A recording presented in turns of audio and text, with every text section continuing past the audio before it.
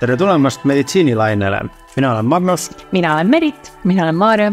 Me räägime meditsiinist lihtsalt, selgelt ja teaduspõhiselt. Kutsume külla arste, kellelt küsime küsimusi, millele me sooviksime vastuseid, kuid tihtipeale ei julge küsida.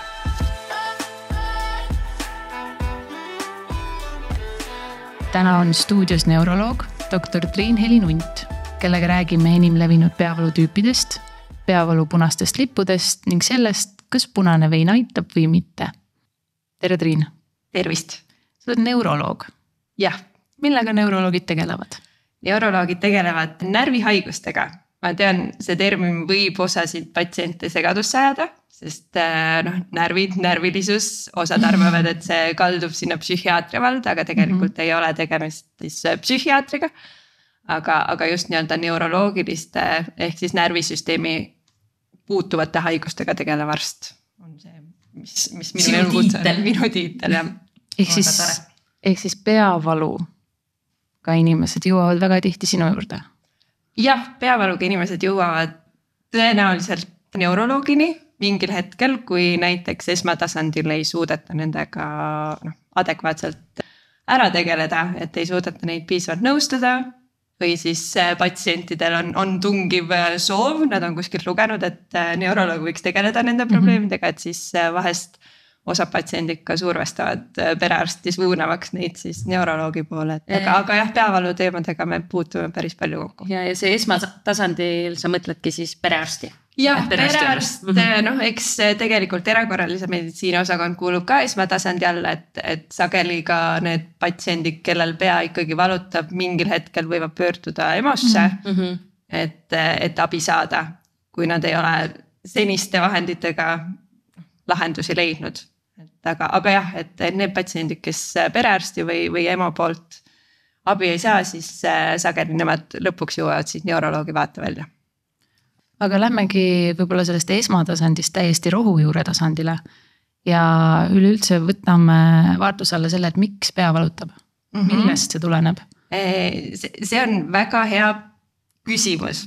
Peavalu on tegelikult väga levinud probleem, seda esineb umbes 50% elanikkonnast ja ta on, nagu ma ütlesin, et on üheks sagedaseks probleemiks, millega siis patsiendid pöörduvad kas perearsti poole või siis ka erakorralise meditsiini osakonda, et uuringutes on näidatud, et peavalusid võib esineda elanikkonnast umbes 85-90%. Et mis tegelikult on märkimisväärne. See on ikka väga suur protsent. Et selles suhtes arusaamaks, kas peavalu puhul on tegemist sellise tõsisema probleemiga või on see lihtsalt pelgalt peavalu, mida saaks lihtsamate meetoditega lahendada, et sellele annab vastuse see, kui patsiendi või inimese käest siis küsida täpsemalt tema haiguse ajaloo ehk siis anamneesi kohta ja teda ka läbi vaadata uurida, et kui sealt hakkavad silma mingid märgid, siis võib-olla tuleb täpsustavaid uuringuid analüüse teha. Sa ütlesid, et 85-90% inimestest on peavaludega kimpus. Kas see on kuidagi ka pärilik? Kas sellel on mingi eelsoodumus, et kui mu vanematel on, siis tõenäoliselt minul on neid tihemini? See on teatud peavalutüüpide puhul tõesti nii, et geneetilist eelsoodumust on näidatud, nagu näiteks migreeni puhul võib olla, et kui lähisuguluses või lähisugulaskonnas on migreene, et siis võib ka inimesel migreene olla. Aga teist tüüpi peavalude puhul alati ei ole see nii-öelda, et tegelikult kui me räägime peavaludest, siis tulekski esialgu võib-olla selgeks teha see, et on olemas nii-öelda 2 tüüpi peavalud.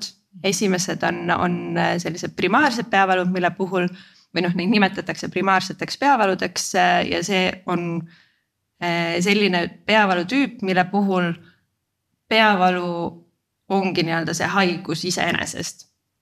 Teised peavalud ehk sekundaarsed peavalud on sellised peavalud, mille puhul peavalu on justkui sümptom, mis tegelikult on põhjustatud mingi teise haiguse või haigusseisundi poolt. Et sellest tulenevalt sõltub ka nii-öelda see edasine käsitlus, ravi ja nii-öelda see... Mida teha saab ja kuidas aidata? Täpselt.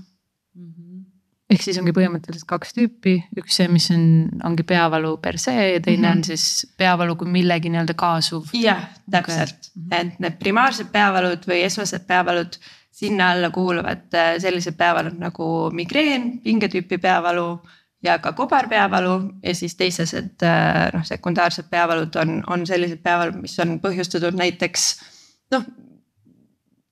kas või gripist või mingitest koljusisestest muutustest, kas näiteks kasvajad, mingid muud haigused, vahest kas või tõesti niisama mingid sellised hormonaalsed muutused võivad põhjustada peavalusid, et kõik see võib nii-öelda avalduda peavaluna, aga mitte olla peavaluhaigus. See on nüüd, kui on need eraldi on ju need tüübid, kas see on ka nagu, et need nii-öelda tsoonid on siis erinevad, et mingi piirkond annab sulle märku, et ahah, kui mul siit kuklast valutab või siit otsa eest? Ja see on tegelikult päris õige, et me pöörame sellele peavalu lokalisatsioonile päris palju tähelepanu. Kui inimene pöördub peavaluga, siis lisaks sellele, et me küsime, millal see valu hakkas, milline see valu on, me alati küsime ka selle lokalisatsiooni kohta, kuna tegelikult need väikesed infokillud tegelikult annavad meile juba päris hea suuna kätte mõtlemaks selle poole, mis tüüpi see peavalu on või mis peavalu see üldse olla võiks. Et näiteks kui me räägime migreenist, siis migreeni peavalu tavaliselt on ühepoolne. Ta on sellise pulseeriva iseloomuga, võib kaasuda iiveldust, võib olla ka sellist valgustundlikkust, müratundlikkust. Kui me räägime pingetüüpi peavaludest, mis on enamasti või nii-öelda selle põhjuseks loetakse õlavöötme pingeid, mis siis nii-öelda valu justkui annavad edasi peasse või nii-öelda inimene tajub seda valu peapiirkonnas, et siis selle puhul see valu võib olla niimoodi justkui rõngana ümber pea või öeldaksegi justkui nagu headband või selline peavõru või peapael, mis on ümber pea tõmmatud, aga alati see ei ole ka niimoodi, et inimestel võib erinevast kohast see pea valutada. Kui tegemist on kobarpeavaluga, siis see valu tavaliselt lokaliseerub silmapiirkonda, silmatagusi oimupiirkonda ja on hästi intensiivne. Kobarpeavalu ja täpselt räägin terminitega, ei selgita mitte midagi. Kobarpeavalu on selline peavalu, mida me tuvastamegi eelkõige selle nii-öelda lokalisatsiooni ja iseloomu alusel, et ongi nii, nagu ma mainisin, see peavalu tavaliselt ühe silma tagusi või siis siin oimupiirkonnas on ta suhteliselt intensiivne. Ta käib selliste nii-öelda seeriatena peal, mis kestavad seal 15 minutist 180 minutini ja neid võib esineda kuni 8 korda päevas, et nad on hästi intensiivsed, seal võib kaasuda ka sellist pisarate voolu, silmalaug võib olla turses, silmalaug võib olla alla vajunud, pupill võib kitsaks tõmbuda, et ja üldjuhul need patsiendid on sellised hästi rahutud, et nad otsivad nii-öelda sellist head asendit, aga seda nad või mis nagu leevendaks seda valu, aga tegelikult nad seda tavaliselt ei leia, et näiteks migreeni puhul inimesed pigem just eelistavad minna olla rahulikult vaikses pimedas toas, jahedas, et see valu mööduks. Tavaliselt üritavad magama jääda, sest sageli ka nii-öelda magamine aitab selle valu vastu, aga jah, võrdluseks sellega tõesti see kobarpeavalu on selline, kus inimene on hästi nagu rahutu ja otsib nagu kohta, kuidas ennast paremini tunda. Me korra põgusalt juba rääkisime sellest või sa juba avasid seda, et kuidas seda valu leevendada. Et saame me siis õigesti aru, et erinevate peavalutüüpide puhul ka see valu leevendus ja nii-öelda see, mis inimesele seda annab olla või laseb olla, see on erinev. Ja, eks see valu vaigistamine või nii-öelda valu leevendamine sõltub tõesti mõneti sellest peavalu põhjusest, peavalu tüübist, et kui me räägime nendest esmastest peavaludest, nagu ma mainisin, migreen, pingetüüpi peavalu ja kobarpeavalu, siis nende puhul sageli inimesed esialgu katsetavad ikkagi selliste käsimüügiravimitega, mis tegelikult on väga õige otsus, sest nad võivad nendest tegelikult abi leida. Ja see on siis selles mõttes valuvaigisti? Valuvaigisti, mida saab apteegist osta ilma retseptita, sinna alla kuuluvad siis paracetamol, aspiriin, ibuprofeen, kõige nii-öelda levinumad. Et migreeni puhul on olemas, migreeniravi saab jagada 2, et on olemas nii hooravi kui ka siis põhimõtteliselt profülaktiline ravi ehk siis ennetav ravi. Et hooravi migreeni puhul samamoodi käib siis kas nende käsimüügi valuvaigistitega või siis arst saab vajadusel määrata ka migreeni spetsiifilise valuvaigisti, mille nimi on triptaan. Neid on ka mitmeid erinevaid toimeaineid, et aga nii-öelda see nii-öelda efekt migreeni valul on siis nii-öelda tõestatud. Pingetüüpi peavalu puhul lisaks nendele käsimüügi ravimitele, paracetamol, ibuprofeen, aspiriin, siis kuna tegemist on sellise lihaspingest tingitud valuga, siis hästi aitavad sellised tõõgastavad, kas siis tegevused või toimetused, et näiteks massaaž, soe vann, kõik sellised, mis seda õlavöötme pinget leevendavad. Et kindlasti saab soovitada, et ka ennetuseks saab juba selle nii-öelda seisukoha võtta, et töö on selline, et rüht on mõjutatud sundasendist. Nagu väga paljudel. Et siis saabki lihtsalt mõneti ennetada juba sellega, et sa seda tööasendit korrigeerid, teeb vahepeal pause, vahepeal sirutad, võimled ja selline regulaarne füüsiline aktiivsus kindlasti kellelegi kahjuks ei tule, et pigem seda kindlasti soosida, et see tihtilugu aitab nii peavalu puhul kui ka ennetamise mõttes. Triin? Jah. Instagramist küsiti täpselt pinge peavalu kohta seda, et sa juba massaažist rääkisid, tervislikust eluviisist liikumisest rääkisid. Küsimus konkreetselt, kas magneesiumi tarvitamine aitab ennetada pinge peavalu tüüpi peavalusid siis? Magneesiumi kasutamine pinge tüüpi peavalude puhul on vähem tõenduspõhine kui näiteks migreeni puhul. Et migreeni puhul on seda ravimit või nii-öelda toidulisandit ravimit uuritud põhjalikumalt, et kui ma vaatasin nii-öelda ettevalmistamiseks ka natukene neid teaduslikus kirjanduses välja toodud artikleid ja asju, et siis tegelikult enamasti pigem ikkagi tuuakse välja magneesiumi ja migreeni seost, et sel puhul on nii-öelda leitud, et magneesium võiks aidata migreeni sagedusest nii-öelda vähendada, et aga pingetüüpi peavalude puhul sellist nii kindlat seost või konkreetset soovitust ei ole välja toodud, vähemalt seda ei ole sellistes rahvusvahelistes ravijuhendites, et ma ei väida, et seal mingit seost ei võiks olla, sest tõesti on näidatud, et peavalumehhanismides magneesium omab rolli, et aga kuna osaliselt need magneesiumi lisandid, mida on võimalik osta, et nende see biosaadavus või nii-öelda see kogus, mille organism omandab sellest nii-öelda tabletist või kapslist, et see võib olla väga varieeruv ja väga madal, et tegelikult see ei pruugi sellist oodatud efekti anda, et kui on tõestatud, et inimesel on näiteks magneesiumi puudus, et siis kindlasti võib seda proovida, see võib loodetavasti mingit efekti omada, aga kindlasti ma ei unustaks neid teisi nii-öelda rohkem tõenduspõhiseid nii-öelda soovitusi, mis on ka nii-öelda ravijuhistes välja toodud. Väga hästi, üks koduse meditsiini küsimus veel.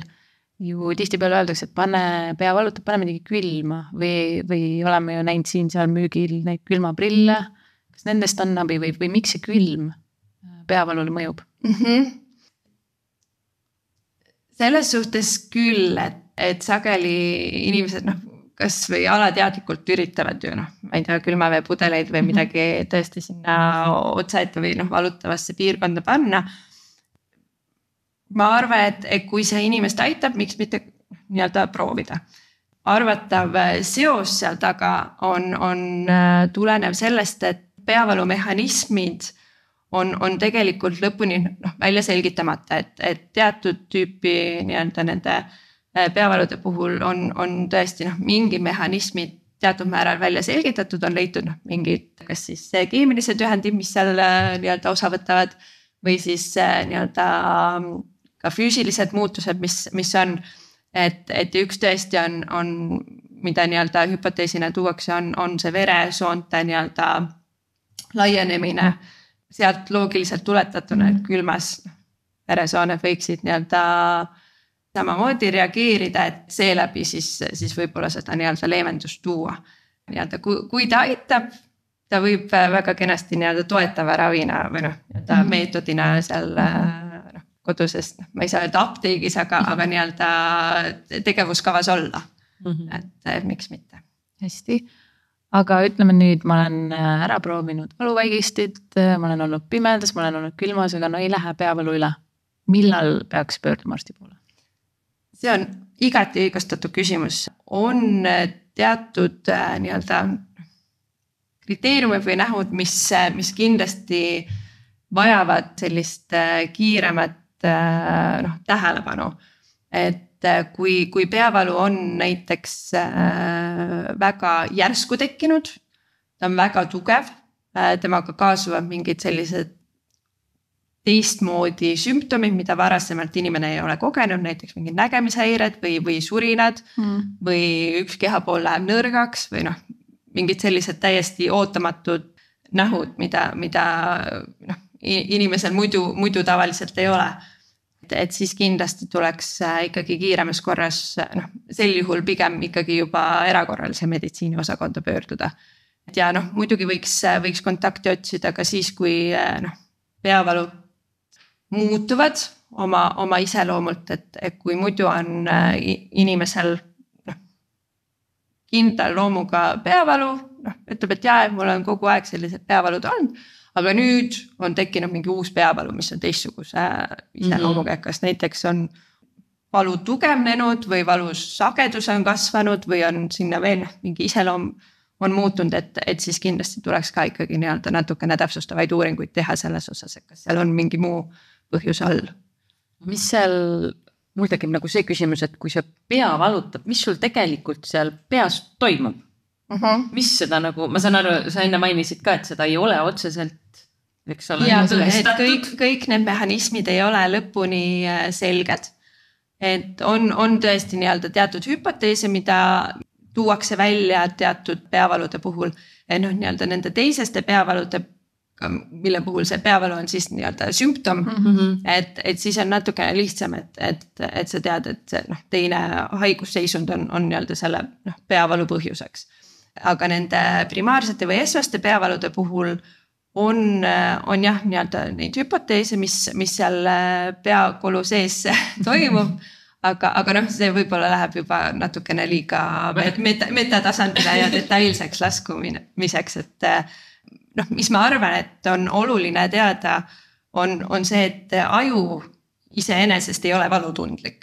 Et see valu, mida inimene peavalu ajal tajub, see ei tule nii-öelda ajust enesest sealt seest. Nii-öelda need valutundlikud struktuurid on tõesti, peapiirkond on neid täis, et need sellise valuretseptorid on seal tõesti peaju ligiduses, et kas siis peaju nii-öelda sellel katva kesta vahetusläheduses või siis veresoonte seintes või siis ka nahas ja lihaste ligiduses, et kui sealt nii-öelda tuleb see nii-öelda signaal, ärritus, et siis see nii-öelda närvi ülekande teel kandub meil valu nii-öelda registreerivatesse keskustesse, mis siis töötab seda nii-öelda informatsiooni ja siis inimene tajub seda nii-öelda valuna, et mis nii-öelda peast tuleb, aga iseenesest taju kui selline valu ei tunne. Hästi. aga Triin, kui nüüd on asjad ikkagi sealmaal, et me istume kabinetis sinu vastas oma peavaluga, siis milliseid uuringuid või rääkisid siin erinevatest mehhanismidest, retseptoritest, kõigest see, kuidas see valu liigub, aga millist uuringuid te teete peavalu puhul või mis on need uuringud, mida ma peaksin laskma endale teha? Tegelikult kõige esmasena pigem me alustame ikkagi nii-öelda vestlusest, selgitame täpselt välja, milline see valu on. Kust tsoonist on? Täpselt, et kus see lokalisatsioon on, milline see kestus on, millised on võimalikud sellise vallandavad tegurid, millised on võimalikud leevendavad tegurid. Ja siis teeme muidugi ka läbivaatuse, et kui meile sealt hakkab silma midagi sellist, mida seal ei tohiks olla või mis on nii-öelda ohumärgiks, et siis kindlasti on näidustatud täpsustavate uuringute tegemine. Kui tegemist on nii-öelda primaarse peavaluga, siis tegelikult peaks juba nii-öelda ainuüksi selle nii-öelda anamneesi ehk siis haiguse ajaloo ja läbivaatuse alusel saama nii-öelda diagnoosi püstitada ja siis juba ravi määrata. Et üheks abiliseks on kindlasti peavalupäevik, mida tõenäoliselt inimestel on soovitatud pidada, kas siis perearsti poolt või võib-olla nad on juba kuulnud kuskilt või meediast mingitest kohtadest lugenud, et tegelikult see on ka väga hea nii-öelda abivahend nii meile kui ka patsiendile endale. Et kui ma tunnen näiteks, et mul jube tihti pea valutab, et ma võingi tegelikult kodus alustada üldse sellest, et ma pean päevikut ja panengi kirja oma valu selle iseloomu, täpselt piirkonna, mis seda kestus, mis seda võis tekitada. Täpselt, et tegelikult internetis leiab väga ilusasti ka juba nii-öelda valmis vormistatud nii-öelda neid päevikuid, kuhu siis saab nii-öelda täpselt need märkmed teha. Et kui inimene seda juba ise teeb enne vastuvõtule tulemist, see on tõesti nagu suur kingitus, et juba nii-öelda suur osa tööst tegelikult on siis tehtud, sest ka edaspidi seda päevikut jätkates ka nii-öelda näiteks määratud ravi foonil, see annab ikkagi arstile võimaluse jälgida, et kas see ravi on efektiivne, kas seal saab veel kuidagimoodi mingeid nii-öelda nõuandeid anda selle nii-öelda selle peavaluga nii-öelda võitlemiseks. Aga Triin, kui pikalt, ütleme, alustamegi kodus, kirjutame vihikusse üles kõik see, millest kus asub, kui pikalt, mis vallandavad tegurid on, kui pikalt ma seda päevikut peaks pidama, et see annaks sulle neuroloogina selle info, et ta ei oleks kuidagi nagu juhuslik, et täna siin, homme sealt ja võib-olla kolmapäeval üldse kukla tagant. No üldjuhul vähemalt kuu oleks hea, sest see annab ikkagi sellise juba mingi ülevaate, et tõesti, et see ei ole selline juhuslik kokkulangevus mingite jumal teab mis sündmustega. Kui ikkagi nii-öelda peavalud on sellised sagedased ja nii-öelda päris konkreetse sarnase iseloomuga, et siis on suhteliselt hea sealt mingeid trende välja lugeda. Ja kindlasti ka edasiseks me anname selle soovituse ikkagi seda päevikut jätkata, et siis ongi, et me saame dünaamikas ehk siis ajas hinnata, kuidas see nii-öelda valu on reageerinud meie tegevusele. Et kas see valu on siis leevenenud, kas võib-olla ta on üldse ägenenud, eks ole, et see annab meile tegelikult hea sellise objektiivse ülevaate, sest mina näiteks ise ei suudaks niisama meeles pidada, et millal mul pea valutas, mis kaua see kestis, kus ta oli, et tegelikult see kirja panemine on väga nagu hea võimalus, kuidas nii-öelda dokumenteerida ja siis anda selline hea info kogus arstile. Sa oled paaril korral maininud vallandavaid tegureid. Ma saan aru, et see on iga inimese puhul väga individuaalne, aga kas elustiilil, ma ei tea, toidul, harjumustel, sellisel igapäevasel nii-öelda olmel mu ümber, kas sellel on mingi seos peavaludega? On. Et kas just nii-öelda, eks ole, kõikidel inimestel seda kindlasti väita ei saa, et aga tegelikult ikkagi, miks me neist räägime, ongi ju ikkagi see, et tegelikult on osadel inimestel teatud tüüpi vallandavad tegurid, mille vältimisega me saame ka juba tegelikult aidata inimest oma peavaludega võitlemise ajal. et tõesti nii nagu sa küsisid, võib olla roll näiteks teatud tüüpi toitudel, et eelkõige on sellist seost leitud migreeni puhul, et võivad olla sellised vallandavad toidud, sagedasti võib, näiteks on kas šokolaad või Kaju. Söön šokolaadi ja pea hakkab valutama. Ma just mõtlen, et see on pea valutab, siis ma võtan õudselt šokolaadi, aga mis saan ju. Täpselt, et aga ka nii-öelda teistel nii-öelda elustiili aspektidel on nii-öelda seost, et alkoholi tarbimine võib peavalusid vallandada, sageli näiteks punane vein. Jälle. Loetlen neid asju, mis väga ei meeldi, et tuleks maha kriipsutada. Et aga jah, nii-öelda suitsetamine kindlasti üks tegur, mis võib olla, et ja nagu enne sai ka räägitud, et pingetüüpi peavalude puhul just see nii-öelda kaela õlavöötme piirkonna lihaspinged, mis sageli ongi tulenevad sellest meie istuvast asendist. Nii, et leia sõber ja asu masseerima. Aga ära pokaali punast veini kätte võtta. Ainult massaaž. Et jah, ja selline mõõdukas füüsiline koormus kindlasti näidustatud lisaks sellele, et eks ole, tõenäoliselt leevendab neid lihaspingeid seal, et annab ka värsket õhku.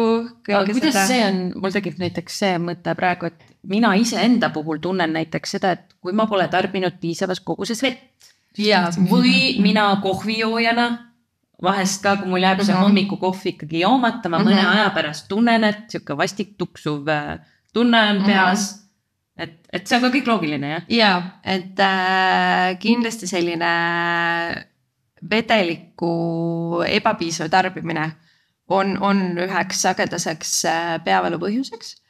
Lisaks ka tegelikult selline söögikordade vahele jätmine või nii-öelda, kui need söögipausid muutuvad väga pikaks, et sageli inimesed juba ise tajuvad, et nii, ma tean, et tõenäoliselt mul on söömata pikka aega, et näen juba nii-öelda pea valutab. Selles suhtes kindlasti tuleb tähelepanu pöörata ikkagi sellele, et sa tarbid piisavalt päeva jooksul vedelikku. Ja et need toidukordade vahed ka ei läheks liialt pikaks, et siis see loodetavasti aitab mingil määral ikkagi peavalusid ka ära hoida. Ma korra veel lõpetuseks tõmban sinna sekundaarsete peavalude juurde tagasi. Kas sa saad välja tuua ka mingid sellised tõsisemad, sa mainisid enne paari nii-öelda tõsisemad tervisehäda, mille sümptom peavalu võib olla, aga mida ma peaksin jälgima, kui see pea mul ikkagi niimoodi kuidagi kahtlaselt on valutama hakanud, et millele see võib veel viidata? Nii-öelda meditsiini inimeste jaoks on välja toodud tõesti sellised nii-öelda punased lipud, mis võiksid viidata sellele olukorrale, et tegemist on sellist kiireloomulist tähelepanu ja kiiret sekkumist vaja probleemiga. Võib-olla inimene ise, alati ei saagi nii-öelda ise kõigest sellest või nii-öelda ei saa alati ise selle juures kuidagi kaasa aidata. Et nii nagu ma mainisin, inimene peaks lihtsalt kiiremas korras pöörduma erakorralise meditsiini osakonda, kui tegemist on sellise elus esmakordselt tekkinud äkk peavaluga, et tugev järsku tekkinud kaasuvad mingid sellised sümptomid, mida varem ei ole olnud. Näiteks iiveldus? Jah, ka iiveldus võib olla üks selline segava häiriv tegur, aga just ka sellised nii-öelda neuroloogilised ärajääma nähud, ehk siis kas mingid nägemishäired, kas siis surinad, jäseme nõrkused, mingid sellised kõnehäired, et kõik need kuuluvad sinna kampa, mille puhul võiks inimene ise taibata kiiresti pöörduda. Ja seal nii-öelda erakorralise meditsiini osakonnas siis juba arstid peavad ise nii-öelda aru saama, et on nii-öelda need punased lipukesed inimese puhul olemas, mille puhul siis nii-öelda kiiremini tegutseda, et seal on, kui ma näiteks toon välja, et ongi nii-öelda selle neuroloogilise läbivaatuse alusel tuvastatud neuroloogiline koldereid, nii nagu ma mainisin, et kas see on mingi kõnehäire või on tundlikkuse häire või üldse nii-öelda nõrkus näiteks ühes või mitmes jäsemes. Et need kõik võivad viidata sellisele ikkagi aju sellisele koldepatoloogiale, et kas seal on siis näiteks mingi verdumine tekkinud või mis see tähendab? Ilusasti samaaegselt mõlemad kahest suust tuli see küsimus, õigustatud küsimus. Et vahest inimestel tekib nii-öelda koljusiseselt verejooksusid, et kas siis nii-öelda näiteks traumajärgselt või siis ka spontaanselt ehk siis isetekkeliselt, et vahest lihtsalt kas veresooned teatud piirkonnas annavad nii-öelda järgi, et siis nii-öelda veri koguneb kas siis ajukoesse või ajukoe lähedusse, ja siis ärritab ja seeläbi annab nii-öelda seda valuaistingut. Et lisaks sellele tuleb kindlasti süübida patsiendi haiguse ajalukku, et kui patsiendil on teada mingi kasvajaline haigus või immuunsuse supressioon või immuunsuse vähenemine, et siis nende puhul kui neil peavalud esinevad, siis tuleb kindlasti mõelda sellele, et võib olla näiteks mingi peaju metastaasiga tegemist ehk siis nii-öelda kasvajalise haiguse levikuga ajukoesse. Et lisaks kindlasti võivad sellised infektsioossed haigused ka nii-öelda aju, kas siis aju nende kelmete peal olla või siis ka aju enda nii-öelda koes. Et need võivad ka nii-öelda avalduda peavalu ja nii-öelda neuroloogiliste nähtudena. Nüüd tuleb ennast jälgida. Jah, täpselt. Tuleb hoida ennast. Liikuda, vett juua, lasta ennast masseerida. Sõbraga ilusti masseerid kordamööda. Ja kui sõpra ei ole, siis saab lihtsalt masseerida. Ühesõnaga peavalul on abi. On, et tegelikult et lisaks nii-öelda tõesti nendele medikamentoosetele ravimitele ehk siis nii-öelda valuvaigistitele, ütleme lihtsamalt. Et on olulised ka need mittemedicamentoossed ennetavad tegevused. Täpselt, et need koos oleks nagu kõige paremad, et nii kui lihtsalt mittemedikamentoossetest ravimit või nii-öelda ravimeetoditest ei ole, et siis kindlasti proovida valuvaigisteid juurde võtta. Ja seda ka tegelikult on oluline tähelepanu pöörata, et võetaks siis nii-öelda piisavas koguses. Et sageli tegelikult need patsiendid, kes pöörduvad nii-öelda kaebusega, et neil pea valutab, valuvaigistid ei aita, et tegelikult ei ole võtnud nii-öelda valuvaigistid piisavas koguses, piisava sagedusega.